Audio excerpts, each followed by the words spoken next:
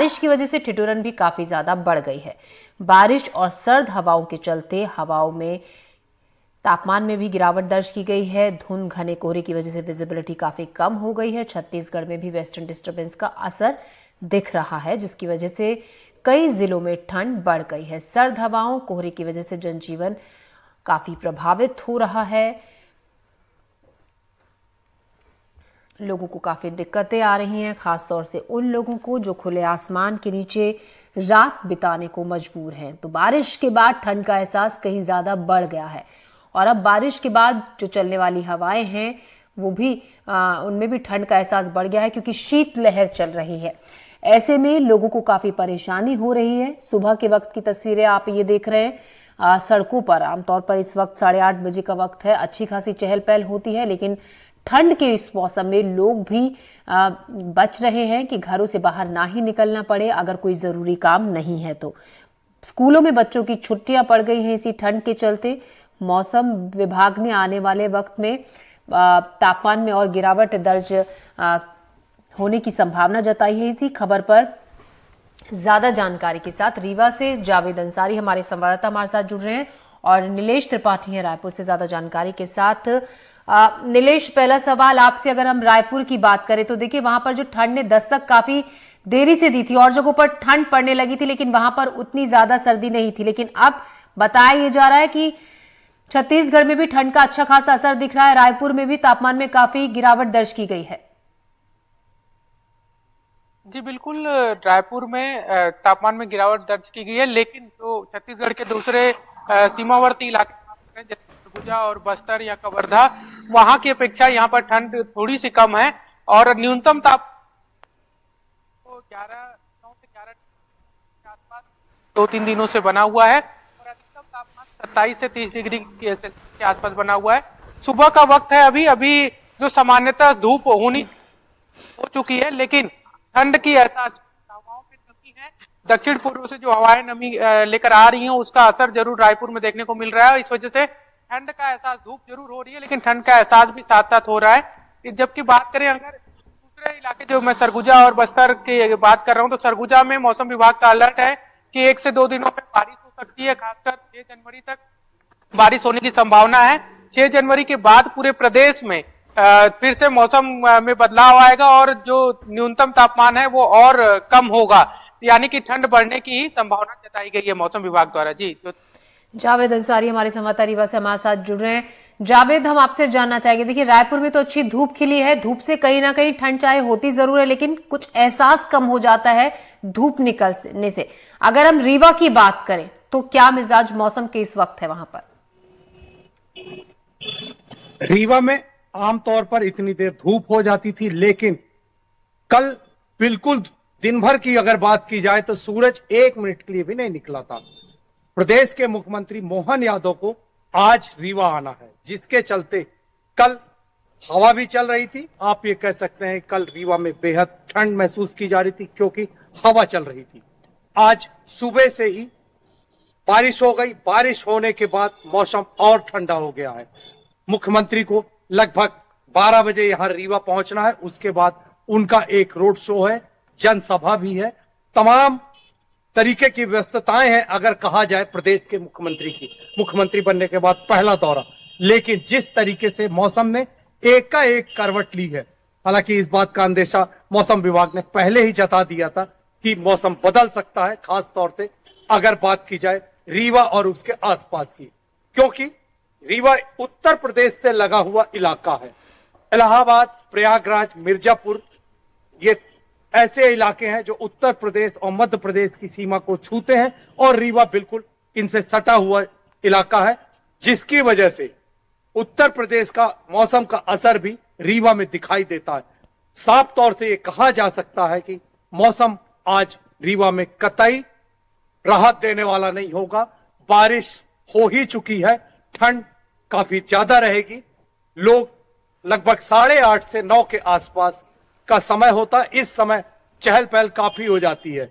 आमतौर पर लोग टहलने वाले निकलने लगते हैं, जरूरी काम से, घर के काम से लोग निकलना चालू करते हैं, स्कूल के बच्चे। लेकिन सड़कों में सन्नाटा ये बताने के लिए पर्याप्त है आज का दिन रीवा वालों के लिए कतई राहत वाला बिल्कुल नहीं जावेद, होगा। आपने जी। स्कूली बच्चों का जिक्र किया। देखिए, अगर हम दिल्ली एनसीआर के इलाकों की बात करें तो यहाँ इतनी ठंड बढ़ते ही स्कूलों से सबसे पहले बच्चों की छुट्टियों का नोटिस जारी हो जाता है, क्योंकि छोटे बच्चों के बीमार होने का खतरा बढ़ जाता है ऐसे मौसम में। अगर हम रीवा की बात करें, क्या वहां पर स्कूलों में कुछ वक्त में बदलाव हुआ हो या फिर छुट्टियों का इस तरीके की कोई बात की जा रही हो, ऐसा कुछ? हाँ, वक्त तो पहले ही बदल दिया था, टाइमिंग बढ़ा दी थी। जो सुबह सुबह स्कूल लगते थे उनका समय बढ़ा दिया था, लेकिन अभी छुट्टियों का कोई भी किसी तरीके से डिसीजन नहीं लिया गया है। लेकिन मौसम जिस तरीके से बदला, ये माना जा सकता है आगे आने वाले समय में, आज दिन भर प्रशासनिक अमला यहां व्यस्त रहेगा। हो सकता है आज कल में इस बात का भी निर्णय लिया जाए, या तो स्कूल की छुट्टी हो जाए या स्कूलों का समय सुबह 10 बजे से कर दिया जाए। लेकिन अभी स्कूल की छुट्टी का किसी भी तरीके से निर्णय नहीं है। जी मौसम नीलेश, को देखकर अक्सर देखा जाता है साफ जब तौर ठंड से- बढ़ती है, जी जावेद जी, नीलेश, जब ठंड बढ़ती है तो अक्सर ये देखा जाता है प्रशासन की तरफ से कुछ इंतजामात किए जाते हैं, खासतौर से उन लोगों के लिए जो सड़क किनारे रात बिताते हैं, जिनके सर पर छत नहीं होती है। गरीब लोगों के लिए खास इंतजामात किए जाते हैं, जैसे कि रैन बसेरों का इंतजाम हुआ, कंबल बांटने का, लकड़ियों का इंतजाम। क्या ऐसी कोई व्यवस्था वहां पर की गई है? देखिए, पिछले करीब एक पहले से जब सरकार भी परिवर्तित नहीं हुई थी, तब से ही ठंड जैसे ही शुरू हुई नवंबर के दूसरे सप्ताह, और उसके बाद दिसंबर में जब की ओर से आदेश जारी कर दिए कि भी रैन बसेरा है या फिर मंदिर या धार्मिक स्थल, यहाँ पर आमतौर पर लोग बाहर, जो गरीब वर्ग के लोग होते हैं वो बाहर सोते हैं या फिर वहाँ अपना समय बिताते हैं, उनके लिए खासकर अलाव और रैन बसेरों में कंबल और जरूरी जितनी भी सुविधाएं हैं ठंड के लिहाज से और उसके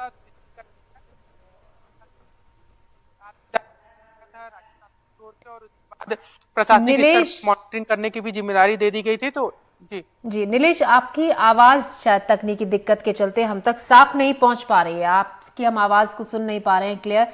हम आपसे फिर से संपर्क करेंगे, आपसे बातचीत आगे जारी रखेंगे। हमारे साथ जावेद अंसारी जो रीवा से लगातार हम तक बात पहुंचा रहे हैं। जावेद, ऐसे में अगर हम बात करें मौसम विभाग का किस तरीके का अनुमान आगे आने वाले मौसम के बारे में है, 24 घंटे का अनुमान मौसम विभाग जिस तरीके से जारी करता है, क्या है? क्या ठंड में इजाफा होगा? क्योंकि बारिश कुछ इलाकों में हल्की छिटपुट शुरू हो चुकी है वहां पर। बिल्कुल आपने ठीक कहा, मौसम विभाग ने पहले ही अंदेशा जता दिया था 5 तारीख और 6 तारीख को बारिश होगी, लेकिन आज सुबह से ही हल्की बूंदाबांदी ने यह जता दिया है कि मौसम विभाग जो भी कह रहा पूरी तरीके से ठीक कह रहा। अगर ये सिलसिला, फिलहाल अभी बारिश थमी हुई है, मैं बिल्कुल बाहर सड़क पर हूं, लेकिन आप ये कह सकती हैं कि अगर मौसम इसी तरीके से रहा, मौसम विभाग की भविष्यवाणी सच साबित हुई, तो बारिश और तेज से भी हो सकती है। अगर बारिश तेज से हुई तो आज मुख्यमंत्री का रोड शो भी खटाई में पड़ सकता है, हम ये कह सकते हैं। जी, तो बिल्कुल आज का दिन इसलिए भी काफी अहम है। मुख्यमंत्री का रोड शो है, जनसभा है, बहुत से करोड़ों की परियोजनाओं का उद्घाटन, शिलान्यास आज मुख्यमंत्री को करना है। ऐसे में जावेद, यहाँ पर चलिए हम बात मौसम की कर रहे हैं, मौसम से जो परेशानी हो रही है उसकी कर रहे हैं, लेकिन ये मौसम ऐसा भी होता है जिसका इंतजार लोग करते हैं। साल का पहला हफ्ता चल रहा है, बहुत से लोग अभी छुट्टियों में ही होंगे, तो घूमने फिरने के लिए, एंजॉय करने के लिए भी मौसम काफी अहम हो जाता है, क्योंकि ऐसे मौसम का लुत्फ उठाने के लिए लोग पहाड़ों की तरफ जाते हैं। लेकिन अब तो ऐसा मौसम खुद घर के आसपास ही हो गया है। तो ऐसे में अगर हम रीवा की बात करें तो क्या वो खास ऐसे घूमने फिरने की जगह है जहां पर परिवार के साथ जाया जा सकता है कुछ वक्त बिताने के लिए? बिल्कुल आपने सही कहा, रीवा में घूमने फिरने के लिए सबसे अच्छी जगह अगर बात की जाए तो दुनिया की, मैं आपको बताऊं, दुनिया की एकमात्र व्हाइट टाइगर सफारी। इसका सीधा सा अर्थ है, जो व्हाइट टाइगर सफारी की मैं बात कर रहा हूं वो पूरी दुनिया में और कहीं नहीं है, क्योंकि दुनिया का जो पहला सफेद शेर था वो रीवा में ही पकड़ा गया था, उसका नाम था मोहन। आपने पूरी दुनिया में जितने भी सफेद शेर देखे होंगे वो सब मोहन के वंशज है। उसी की याद में यहाँ एक व्हाइट टाइगर सफारी बनाई गई है। अगर 1 तारीख की बात की जाए तो वहां पर 12,000 से ज्यादा लोग घूमने के लिए पहुंचे थे। इसका सीधा सा अर्थ है कितनी लोकप्रिय है इस इलाके में। अगर बात की जाए व्हाइट टाइगर सफारी की, उसके अलावा यहाँ वाटर पार्क है, कई फॉल भी है यहाँ पर। जी तो रीवा वालों के लिए, और अगर जो कोई बाहर से रीवा पहुंच रहा है तो बहुत सारे ऑप्शंस आपने बता दिए। जावेद, जाते जाते नीलेश से भी पूछ लेते हैं, अगर कोई रायपुर पहुंचे अपने परिवार के साथ तो कौन सी वो ऐसी अहम जगह है रायपुर में नीलेश जहां पर जाया जा सकता है इस मौसम को एंजॉय करने के लिए, वक्त बिताने के लिए?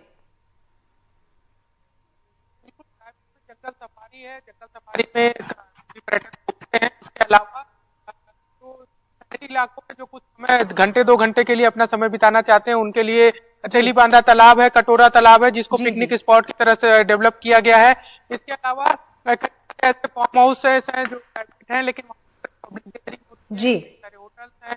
सरकार की ओर से भी कई पर्यटन के लिहाज से जो गार्डन है वो बनाए गए जी हैं। नीलेश। रायपुर में तो काफी जगह है जो इंसान दिन भर समय बिता सकता है। जी नीलेश, आपका तमाम जानकारी के लिए, बातचीत के लिए शुक्रिया, और रीवा से आपका भी जावेद, अपडेट के लिए, बातचीत के लिए शुक्रिया।